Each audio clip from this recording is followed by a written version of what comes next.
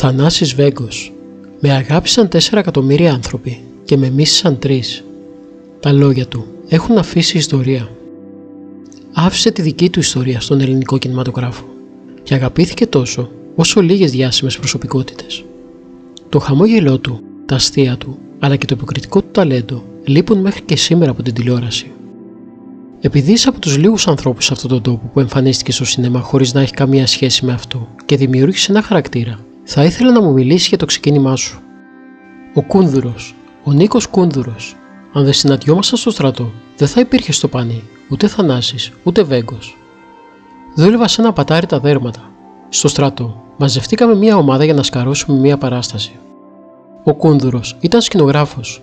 Μία μέρα μου λέει: «Θανάση, όταν απολυθούμε, θα παίξει σε μια ταινία που θα φτιάξω». Γύρισα στο πατάρι και ούτε που το θυμόμουν. Έτσι, όταν ήρθε να με βρει, δεν είχα καμία διάθεση πια και αρνήθηκα. Η επιμονή του όμως ήταν τέτοια που στο τέλος με κατάφερε. Γυρίστηκε η μαγική πόλη και βρέθηκα μέσα σε ένα καινούριο κόσμο, που ταυτόχρονα αποτελούσε και μια λύση για το οικονομικό μου πρόβλημα.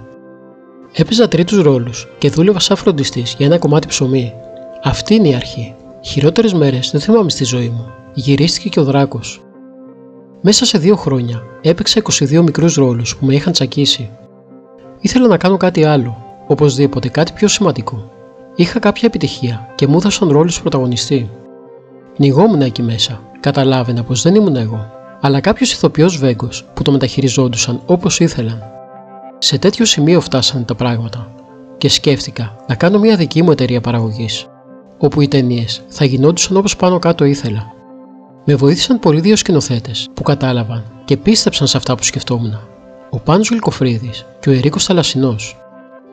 Ταινίες σαν τον Παπατρέχα ή Μη τον είδατε τον Παναή δεν θα έβγαιναν χωρίς αυτούς. Και μέχρι σε ένα σημείο ήμουν ήσυχος. Πάλεψα όσο μπορούσα. Το αποτέλεσμα το ξέρεις. 4 εκατομμύρια δραχμές χρέος. Αυτή ήταν η αμοιβή μου. 3 κλητήρες κάθε πρωί έξω από την πόρτα μου. Και από ολόκληρη την εταιρεία έμεινε μονάχα ένα τηλέφωνο. Σε αυτή την τραγική κατάσταση, ο Φίνος ήταν μια λύση. Του εκχώρησα όλες μου τις ταινίες. Μετά τον δόκτορα Ζιβέγκο, πίστηκα ότι είναι ο καινούριος μου άνθρωπος. Αφέθηκα σε αυτόν και αισθάνομαι μια σιγουριά. Φτιάχνουμε συμπαραγωγές και παρά τις επιμέρους διαφωνίες μας, του μένω πιστός και θα του μένω για όσες ταινίες θελήσει. Ώσπου να βαρεθεί. Είμαι δύσκολος στις σχέσεις μου. Δεν είμαι κοινωνικός τύπος. Η αρχή του δόκτορα Ζιβέγκου, το ξύρισμα με το playback του κουρέα της Σεβίλης στο ασύλληπτο κορόιδο, η σκηνή με το γραμμόφωνο στην Περαία, στο επιχείρηση Γης Μαδιάμ, είναι γυρισμένες με μία μηχανή στο χέρι. Αυτή η μηχανή πρέπει να είναι τρελή σαν το Θανάση. Πέφτω στη θάλασσα, ανεβαίνω στους στήλους, κρεμιέμαι από τα κεραμίδια. Ό,τι έχει σημασία είναι ο Θανάσης. Δουλεύω με το ένστικτο. Δεν έχω κανένα ταλέντο. Μόνο αυτή τη φάτσα που κοίταξε την καλά και διάβασε. Εδώ είναι αποτυπωμένη όλη η μιζέρια, όλη η δυστυχία, όλος ο πόνος του ασήμαντου Έλληνα. Κάποιο βράδυ με πλησιάζει έξω από το σινεμά ένας γέρος. «Καλέ μου άνθρωπε», μου λέει, «είμαι συνταξιούχος και βλέπω με τη γυναίκα μου τις ταινίες σου. Σε ευχαριστώ». Μόλις βγαίνω από το σινεμά, έχω ξαλαφρώσει για 3 μέρες. Αυτό το «καλέ μου άνθρωπε» έγινε σήμα κατά τεθέν του Θανάση. Έτσι, αγαπητέ, φτιάχτηκε σιγά σιγά ο Θανάσης. Παρατηρώντας τους ανθρώπους μέσα στο χώρο που κινούνται, στις λαϊκές αγορές, στις γειτονιές, στα σινεμά κτλ. Είναι ψέμα να ισχυριστώ πως δεν απευθύνομαι σε αυτούς. Κανένας μέχρι τώρα δεν με έχει πει, κύριε Βέγκο, για όλους είμαι ο Θανάσης. Ο θεατρικός συγγραφέας και σκηνοθέτης Γιώργος Λαζαρίδης έχει αφηγηθεί το εξής περιστατικό. Στις δοκιμές του τρελού του Λούνα Πάρκ το 1970, ο Θανάσης έπρεπε κάποια στιγμή να σταματήσει τις τρεχάλες πάνω στη σκηνή για να τον παρακολουθήσει και ο θεατής. «Δάσκαλε, αδύνατο να φρενάρω. Είμαι ηθοποιός ανοιχτής θάλασσας. Κατάλαβέ το», έλεγε στο Μιχαηλίδη, το σκηνοθέτη του. Κι όμως, Θανάση μου, στη σκηνή του μονολόγου που λες για τη ζωή σου, πρέπει να κάτσεις σε αυτό το σκαμνάκι και να συγκεντρωθείς, αλλιώς δεν βγαίνει συγκίνηση. Πράγματι, στην πρόβα Τζενεράλε, ο Θανάσης κάθεται στο σκαμνάκι του μονολόγου και δίνει ρεσιτάλ. Κλαίγοντας τελείωσε.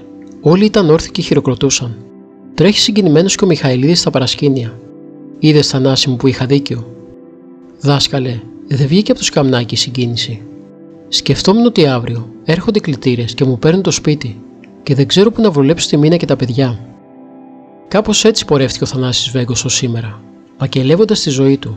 Πακελεμένος λειτουργούσα, βολεμένος ποτέ, είχε πει στο παρελθόν. Γι' αυτό και δεν έκανε ποτέ περιουσία.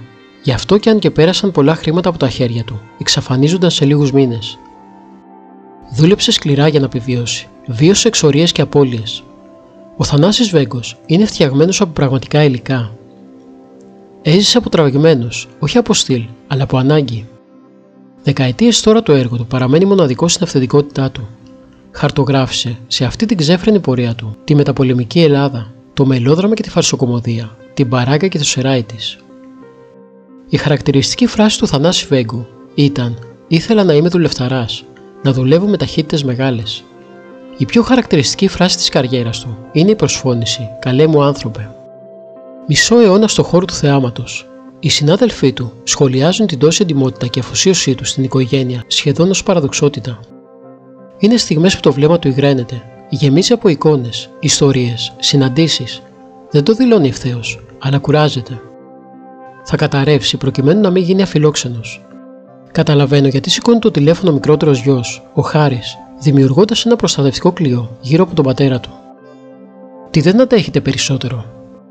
Την υποκρισία και την ψυχική μιζέρια, αυτό το εσωτερικό στρίμωγμα στους ανθρώπους. Ποιο είναι το μεγάλο δώρο που πήρατε από τη ζωή?